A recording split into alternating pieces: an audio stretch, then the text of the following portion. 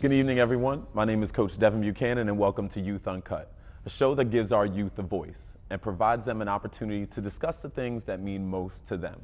I'm excited because today we're talking about a topic that means a lot to me and to our youth, and that's peer pressure. I've invited two of my favorite young people here today to discuss this very meaningful topic. To my left, I have Brianna Kunkel, who is a sophomore here in Philadelphia.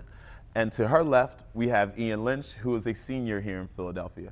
I'm excited to have these two on because we've developed a great relationship over the last number of years as they've been active members of the Focus Youth Network, which is a nonprofit that serves our youth and provides innovative educational and recreational activities for youth and their families. Both of them were not only my students, but they participated in our annual Focus Fashion Show, which gives youth an opportunity to express themselves and provides them an opportunity to really just get out and do things that they've never done. Brianna was one of our models, and Ian also provided us with an amazing t-shirt line called Kingbound. I think it's called Kingbound, right? And so, you know, it's been great to get to know them over the years. But today I really want to talk to them and really talk and get in depth about this really important topic of peer pressure. I know as a teacher in the school district of Philadelphia, my students greatly deal with peer pressure on a daily basis. It's like pervasive in the school, meaning that it just runs rampant. You know, kids are always, you know, positively and negatively influencing their peers. And so I wanted to bring you guys on to talk today about some of your experiences with peer pressure, some of the things that you've seen and how peer pressure negatively affects people. And so I'll pose a question to you guys and give you a little bit of a chance to think. But my first question is, as students in Philadelphia and particularly in your individual schools, how do you see peer pressure negatively affecting some of your friends, some of your acquaintances, anyone? How do you see peer pressure really affecting students in your school? Who wants to go first? I know it's always hard to jump out there, but go ahead, Ian. I'll go first.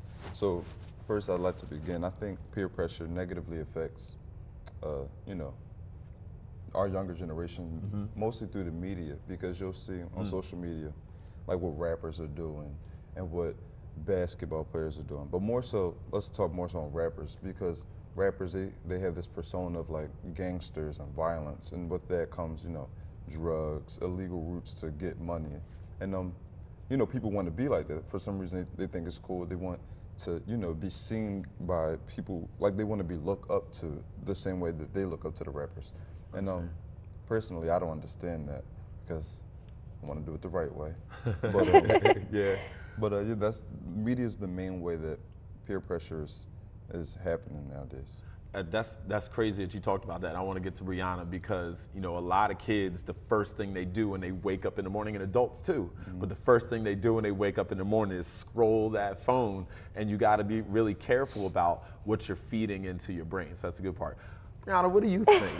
What do you think about peer pressure? I just feel like peer pressure play like a big role in society because I feel like it's more so, we feel like, even me, we feel like we have to fit in and we have to be a part of something.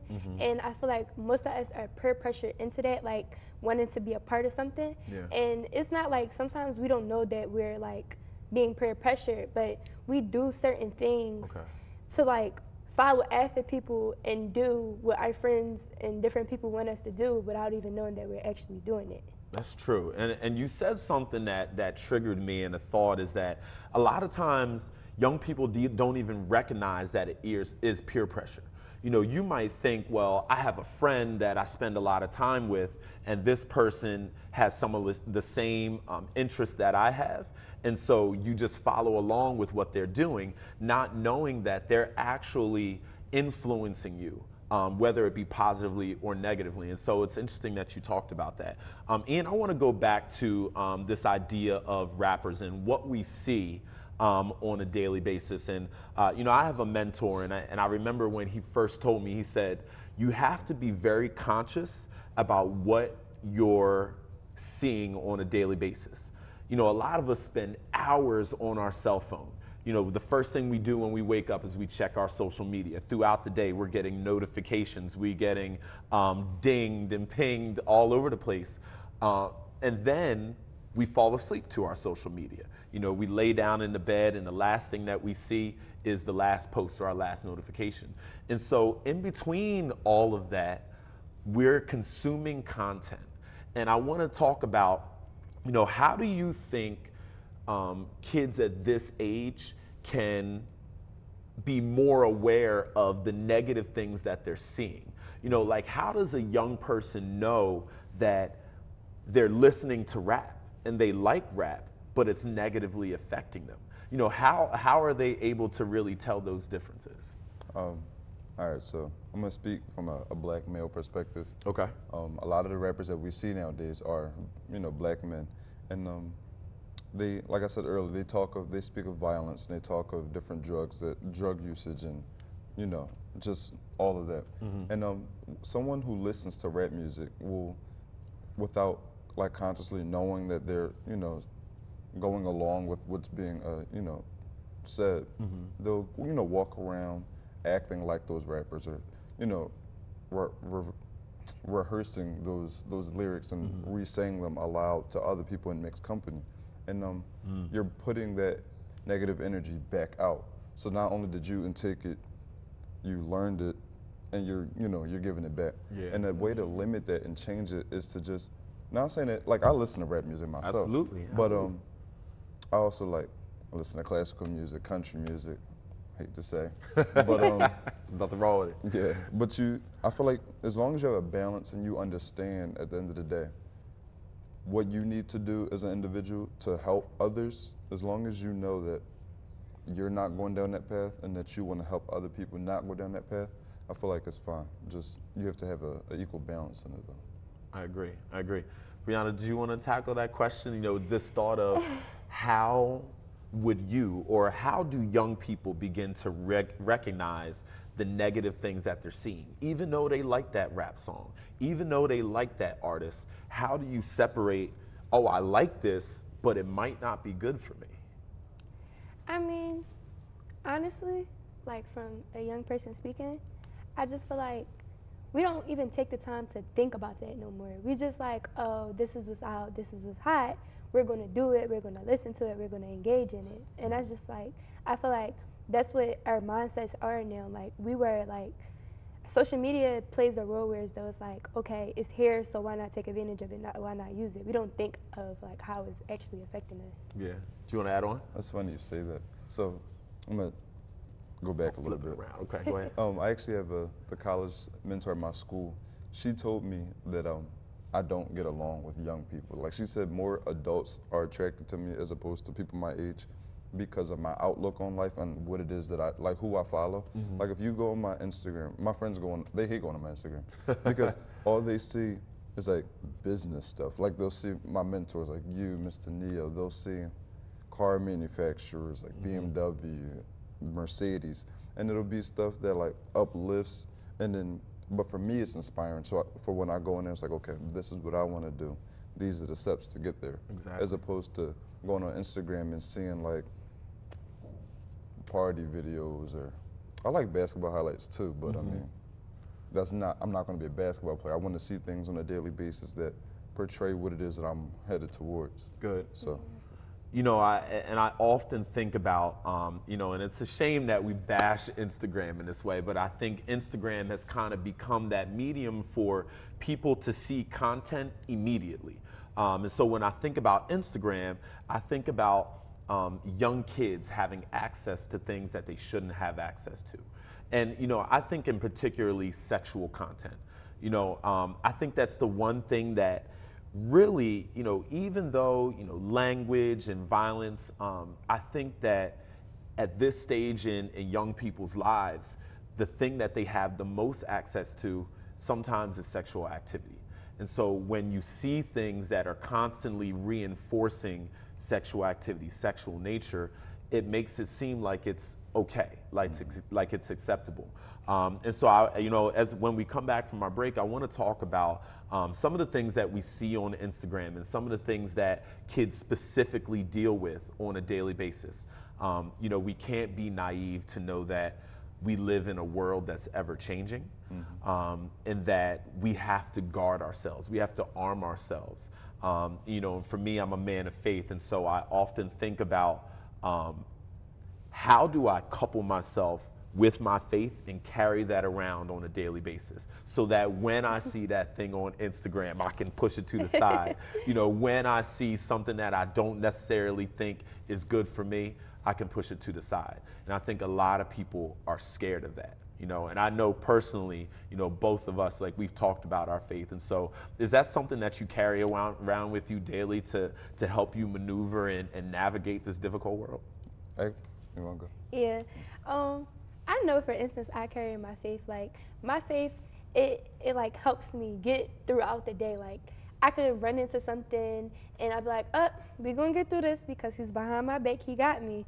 So, and that's just how I feel. And that's why I feel like I'm not like more so easy to get peer pressured, goes back to that point, than others, because I know, like, what would I think about? What would God want me to do? Like, how would I do this? What would be the right thing to do? Excellent, excellent. And real quick before we go to break. I can also agree with that. I grew up in the church, and every morning I wake up, I just ask for guidance and just a level head so I can go through my day and see the things that aren't always the best things, but be able to push through. And it helps, like, I'll see, and you know, I'm a teen, I'm human, but if I do see, when I do come across things like that, I just, like, you know, I do my best to keep it moving and just like, okay, like, I'm not gonna double tap. I'm gonna just swipe up, scroll away, whatever I can do. But Excellent. That's just how I get through it. Excellent. I know a lot of us, you know, we might not come back from the break, so I wanted to leave something with you, and Brianna will remember this. When she was in my 6th grade class, and I always wanted to give people an affirmation or something that they could say every day. And so I always had my 6th grade class repeat, I believe in myself and my ability to do my best. I am intelligent. I am capable of greatness. I can learn. I will learn. I must learn. Today I will listen. I will speak. I will see. I will feel. I will reason. I will read and I will write. I will do all these things with one purpose in mind, to do my best. I am too smart to waste today. When we come back, we're going to talk about some of these specific issues that our teens deal with in regards to peer pressure. And I'm excited to talk more with these teens about some of these things and how we can help teens move past this and help to better their lives and move past peer pressure. We'll be back soon.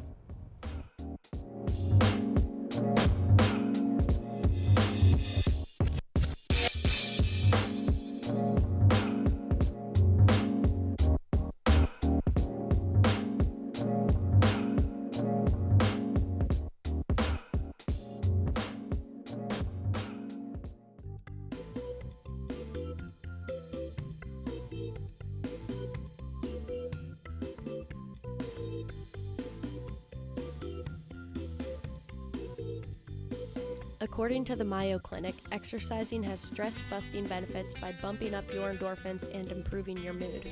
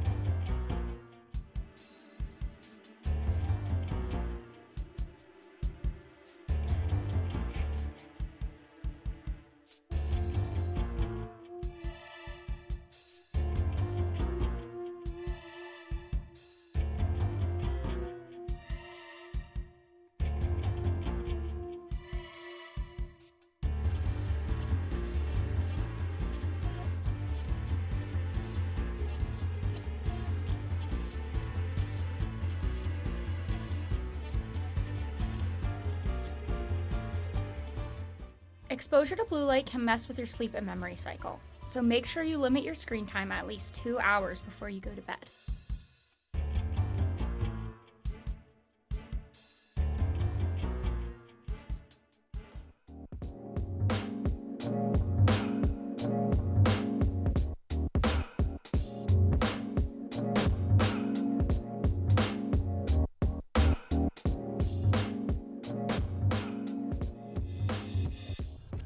Hey guys, welcome back to Youth Uncut, a show that provides youth a voice and gives them an opportunity to discuss things that mean most to them. My name is Coach Devin Buchanan, and I'm founder and executive director of the Focus Youth Network. The Focus Youth Network is a nonprofit organization that provides educational and recreational activities for youth and their families centered around three main pillars: wellness and nutrition education, character development, and post-secondary success. Today, we are talking about peer pressure. And I'm excited to talk about this because I think that it's something that young people deal with on a daily basis, and it forces them to lead lives that they don't want to lead and do things that they don't want to do. Today, I am here with two of my favorite mentees. I have Brianna Kunkel and Ian Lynch, and we're discussing peer pressure. I want to talk about, in this segment, some of these specific instances of peer pressure that we deal with on a daily basis.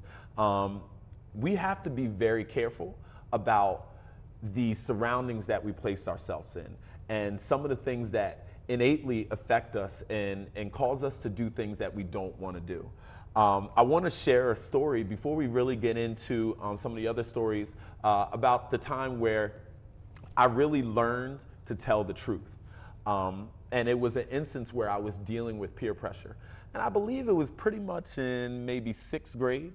I went to a small Christian school, and there was a new student at our school that particular year, and this particular student had large ears. Now, you know, in middle school, we're always making fun of people. We're always finding ways to try to make ourselves feel better.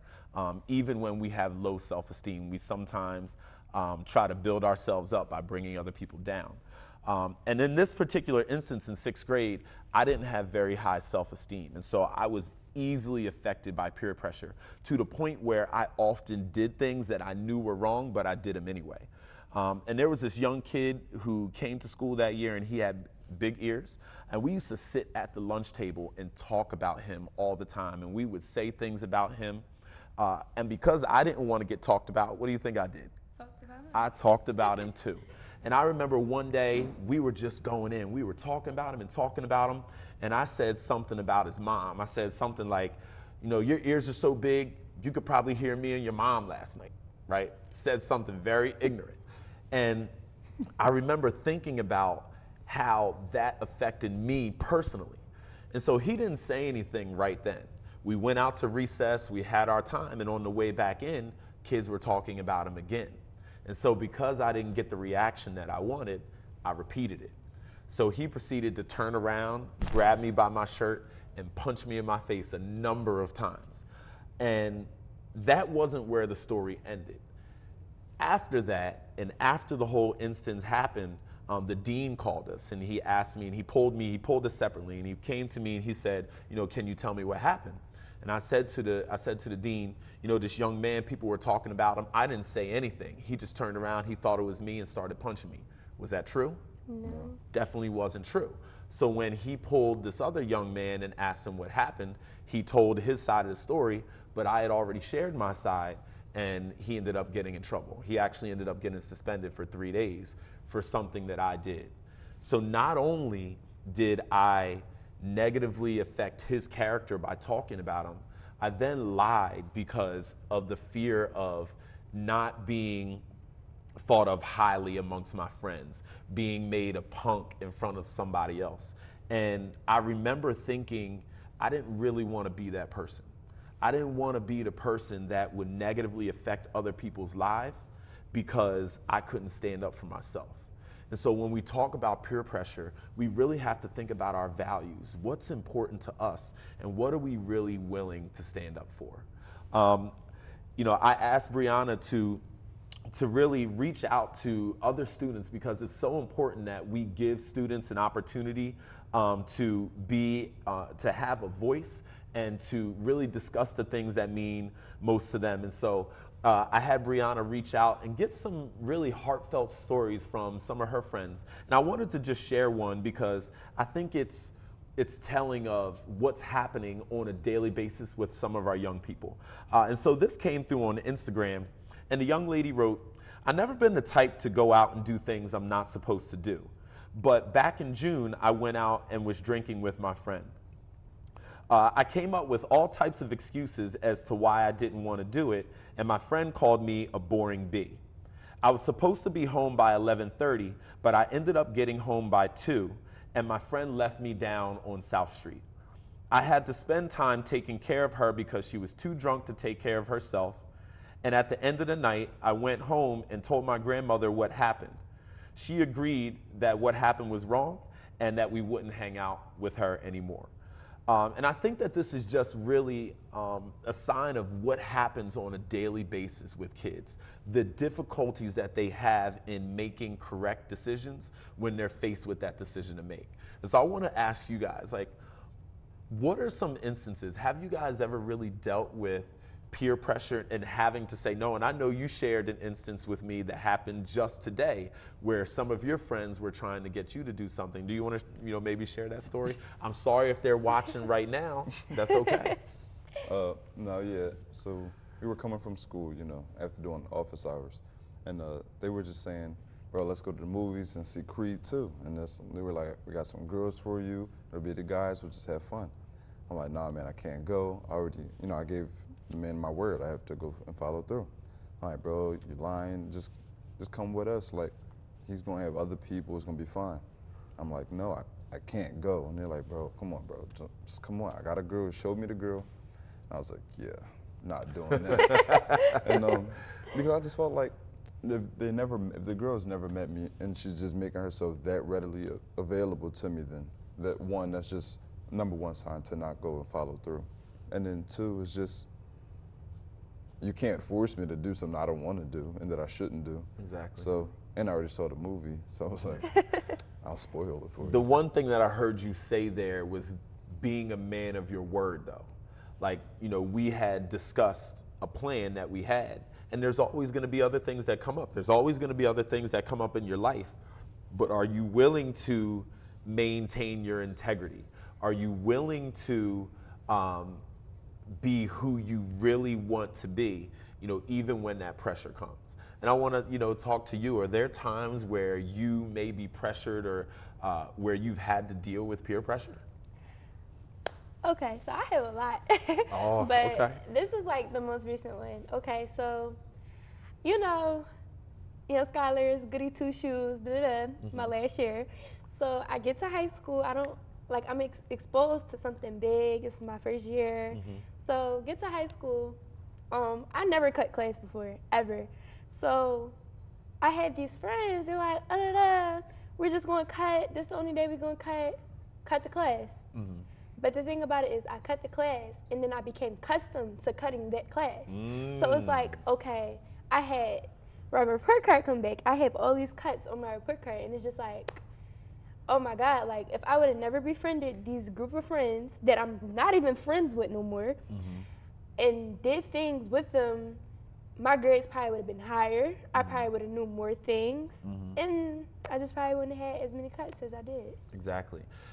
Could you really, I'm going to ask you to really think about the feeling. Can you really tap into that feeling that you had when you made the decision to cut with those girls? Why did you do it? Like, what was the feeling? What was the reasoning behind it? I mean, I never been like popular. So it's like, okay, I want to fit in. So I'm going to hang with the kids that I think were cool, but they're not cool because that's not cool. Yeah. But I thought they were cool. So I'm like, okay, I'm going to cut with them. We're going to have fun. We're going to get lit. But this not even, it wasn't even that. Yeah. And I think sometimes what also happens is, peer pressure has a certain allure to it because of it's always fun to do things you're not supposed to do. That danger. You're not agreeing, Ian, but I think sometimes it's the danger of doing something that you're not supposed to do and the possibility of getting away with it that leads people to want to do it. But I think it's not the idea of wanting to be popular.